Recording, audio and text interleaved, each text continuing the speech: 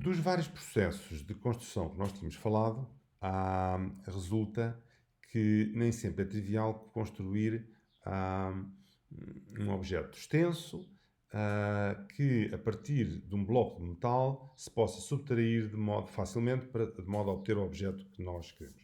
Portanto, várias geometrias sugerem e torna-se muito mais fácil construir o nosso objeto em várias partes que depois são juntas por um processo que nós, de modo geral, chamamos welding, se as partes forem metálicas.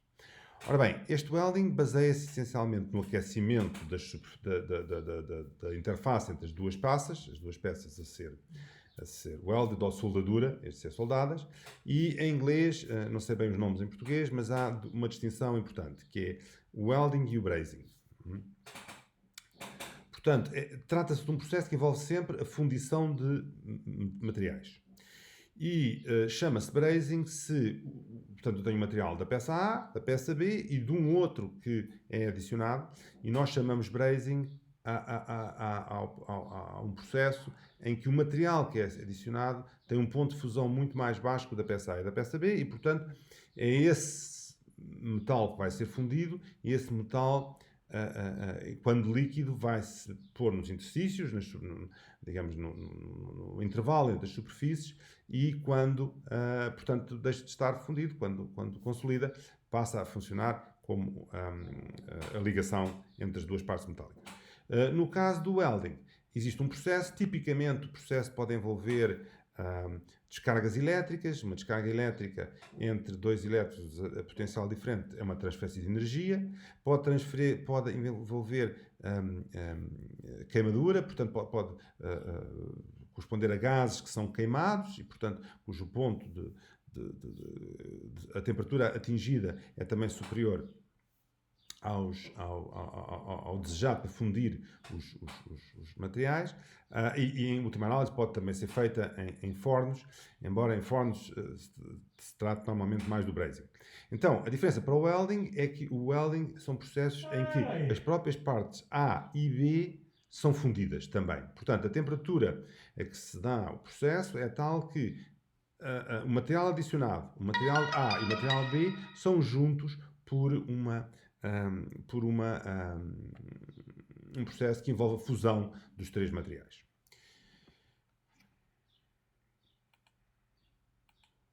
Ora bom, o terceiro processo de fábrica, que hoje, digamos, é o mais popular nas comunidades amadoras ou de redes sociais, etc., é o processo de fabricação aditiva ou de impressão 3D.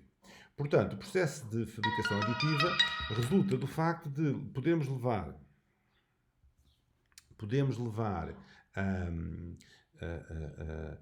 digamos, a computação 3D, o controle 3D a uma fase em que é mais barato do que ter uma máquina bastante sólida que pode exercer forças sobre os materiais, como é o necessário para o caso da fresagem ou do torneamento. É mais barato ter qualquer coisa que derreta o material e o ponha com infinita paciência, digamos, um fio de material, e o ponha com infinita paciência até produzir a forma que nós queremos. Portanto, todo o material é fundido no processo, mas é tão simples hoje, tão económico, é tão generalizado a presença destes elementos que fazem estes movimentos, e o sistema de controle, a eletrónica, por fora, que se tornou prático, digamos, especialmente para os amadores, dizer, bom, então constrói-se o material nessa altura. Isto é o que está aqui representado esquematicamente na figura de cima. Portanto, existe um fio de material sólido, tipicamente isto faz com polímeros, este processo com polímeros, e esse fio vai sendo derretido numa cabeça aquecida e, por gravidade, vai ser depositado numa superfície que vai crescer e, portanto, vai fazer nível a nível um objeto tridimensional. A vantagem deste método é que realmente é muito poderoso em termos de formas complexas.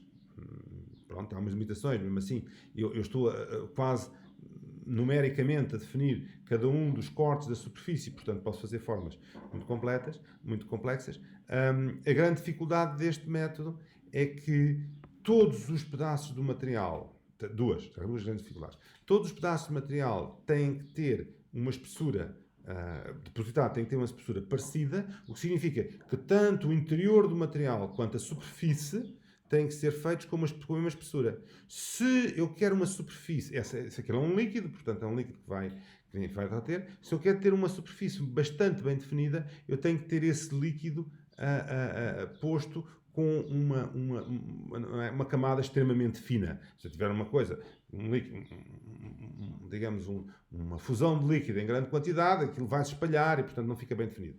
Mas se eu tenho uma camada muito fina junto à superfície, então no interior tenho tempo infinito para o fazer. É por isso que vocês provavelmente são familiares com esta ideia que corre hoje nas redes sociais, que há pessoas a fazer máscaras ou a parte de cima das máscaras, das viseiras para os hospitais com impressoras 3D. É muito interessante, mas, quer dizer, o sistema convencional para fabrico disto, que é um sistema perfeitamente estudado, que é um molde, portanto faz-se um molde e injeta-se, não é? Tipicamente o molde produz uma peça destas em alguns segundos, a impressão 3D produz uma peça destas em algumas horas.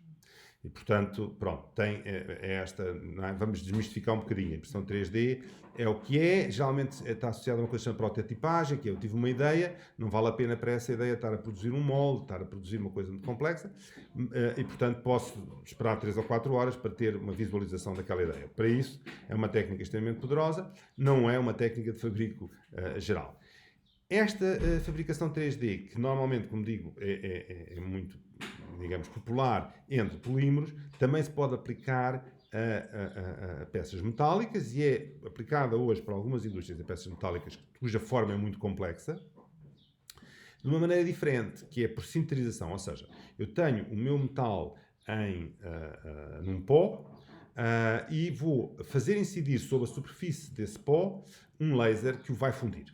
E, portanto, como esse laser navega essa superfície, não é? Tem um processo algo semelhante, a navegação do laser sobre a superfície vai produzir uma parte fundida e uma parte que fica em pó. Se eu depois retirar o pó, eu defino a cada cota vertical a forma da superfície e consigo definir uma forma 3D. Tá bem? Este processo, como digo, é um processo mais industrial, embora não seja de modo nenhum genérico. Acontece é que há peças que, pela sua natureza, tipo peças de ventoinhas, turbos, etc., que são realmente muito complicadas do ponto de vista da forma e, portanto, por aquele processo de subtração, tanto por fresadora, são muito difíceis de obter e, portanto, e normalmente também não têm uma grande exigência em termos da qualidade da superfície. Porque a qualidade de superfície destes processos em que um laser derrete uma mancha de material nunca também tende a ser a mesma qualidade que um processo de subtração. Para além disso, qualquer metalurgista vos diz que a maior parte dos materiais devem ser arrefecidos tão devagar quanto possível. Portanto, uma liga de alumínio, uma liga de aço, uma liga de titânio, das mais, enfim, aperfeiçoadas do ponto de vista das suas propriedades, é uma liga que corresponde a um processo muito bem categorizado em termos do seu arrefecimento. Pode ser só um arrefecimento uniforme e lento, pode ser um arrefecimento que depois corresponde a certas dobras e tem certos ciclos, mas tem que ser bem caracterizado. Tipicamente, estes processos, tanto a fundição do polímero quanto este processo de laser, não conseguem ter um arrefecimento uniforme. Não é? Eu estou a aquecer uma região muito localizada do meu pó e, portanto, do meu metal. E, portanto, nem nesse caso, normalmente fala-se de sinterização, que significa que o metal não é bem fundido, digamos, aquelas esferas tocam umas nas outras e passa a haver ali uns interstícios em que elas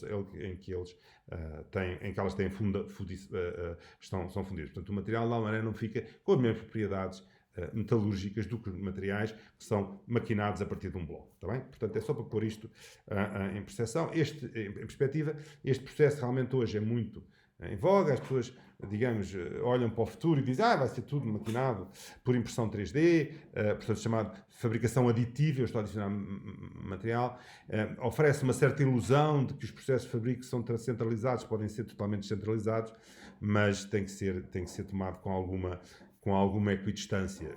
O processo existe, há casos particulares em que é muito interessante, como digo, prototipagem, algumas peças, geralmente há ligas de titânio que podem ser maquinadas 3D, oferece a possibilidade de fazer pequeninas séries, eu não tenho que otimizar muito o processo de maquinação, etc. Muitas máquinas, para fazer 2 ou 3 peças iguais, mas não é de modo nenhum, nem de modo comparável com as técnicas convencionais de fabricação, na maior parte dos casos.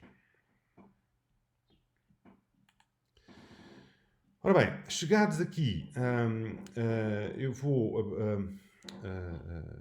apresentar um conjunto de exercícios, será o nosso segundo conjunto de exercícios, e que são exercícios simples, mas que pretendem também dar-vos a oportunidade de investigar, estudar e fazer respostas às vezes um bocadinho mais complexas do que sim, não, por aí fora. Pronto, o primeiro caso é apenas um caso para vocês fazerem um modelo e, através do sistema de avaliação, Evaluate do SolidWorks, darem umas propriedades, tipicamente propriedades estáticas do material, momento de inércia, centro de massa, por aí fora. Portanto, é um exercício que vocês fazem com o SolidWorks. Esta segunda questão é uma questão mais complexa de construir uma parte. Esta parte é um implante da anca, é uma coisa que pessoas com uma certa idade muitas vezes necessitam. É um aparelho, uma peça que é embutida dentro do fémur. Eu tenho um vídeo, algures nas vossas transparências que podem ver. E pronto, mas aqui o que nos interessa é que no fundo já é uma peça um pouco mais complexa e é para vocês a representarem, e a forma de perceber, digamos, que está representada e que está corretamente representada é vocês dizerem quais são as coordenadas do centro de massa. Ora bem, isto aqui são uma série de questões para ver se tem uma percepção correta sobre o que é um mercado paramétrico, para pressentirem um bocadinho as dificuldades de estabelecer uma geometria em que eu não sei a priori as coordenadas dos pontos, mas vou estabelecendo um conjunto de relações matemáticas e definindo-os dessa forma, perceberem os conceitos de underdefined, full defined e overconstrained, que também são associados a esta geometria paramétrica. Estas questões estão mais dedicadas a vocês terem um certo contexto, alargarem o vosso contexto histórico de como é que estas ferramentas apareceram. É totalmente expectável que continue a haver uma evolução forte e acelerada das ferramentas neste domínio. E nada melhor para estar preparado para o que aí vem do que conhecer um bocadinho como é que estas apareceram, porque, digamos, os mesmos motivos de evolução provavelmente continuarão de futuro. E, portanto, é interessante perspectivarem, digamos, como é que apareceram as bibliotecas de desenho paramétrica para Solid, a Cascade, as diferenças, etc. Podem consultar a net, enfim, escrever um bocadinho para além, deixar a vossa curiosidade de trabalhar, que é uma coisa que nós na universidade não estimulamos muito, porque sobrecarregamos normalmente de matéria e depois não deixamos a vossa curiosidade trabalhar. E aqui eu estou, no fundo, a dar também um bocadinho de liberdade para as pessoas porem a sua curiosidade e procurarem os materiais. Temos livros, tem bibliografia, procurarem sobre isso. Ora bem, aqui assim, é um conjunto de perguntas um bocadinho mais alargadas, seguem um bocadinho os transparentes. Se vocês seguirem a ordem de transparente, há lá um exemplo, por exemplo, com nomes de topologias associadas, no fundo, à criação de uma forma, ou associadas até à sua maquinação, em que define-se o que é um buraco passante, não passante, uma slot, por aí fora. Depois há uma pergunta que no fundo é para vocês pensarem um bocadinho, que esta coisa dos requisitos de engenharia de processo tem as suas limitações, não é? Porque requisitos têm que resultar de oportunidades tecnológicas, senão não fazem muito sentido. E pronto, a última pergunta tem a ver com vocês pensarem um pedacinho dentro dos processos fabricos, que eu falei muito de modo genérico, como é que acham que poderia ser fabricado a roda de um comboio ou o carril de um comboio.